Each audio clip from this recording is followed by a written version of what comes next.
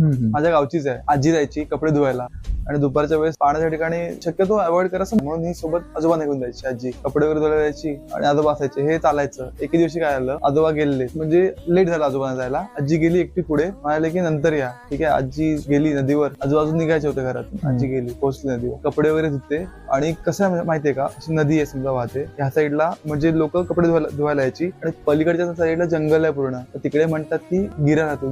गिरा ही अशी एंटिटी आहे, कोकणातली खूप फेमस एंटिटी आहे. ती म्हणतात की पाण्याच्या ठिकाणी असते. तर काय व्हायचं, लोक असे म्हणतात की आमच्या गावची पलीकडून दगड मारते कोणतरी आणि रूटच नाही म्हणजे तिकडे जायला. खूप मोठी नदी आहे, पलीकडे जाऊ शकत नाही तुम्ही, पूर्ण जंगल आहे त्या साईडला. तर तिकडून कोणतरी दगड मारतं असं म्हणतात. आणि आजीने माझा एक्सपिरियन्स केलंय ते. आजी निघायच्या वाटेवर होती, माझे आजोबा आले. ते दगड बघतायत येताना, म्हणजे मारत नाही ऑफकोर्स नदीमध्ये. आजोबा पण माझे तिकडून मग फेकत होते.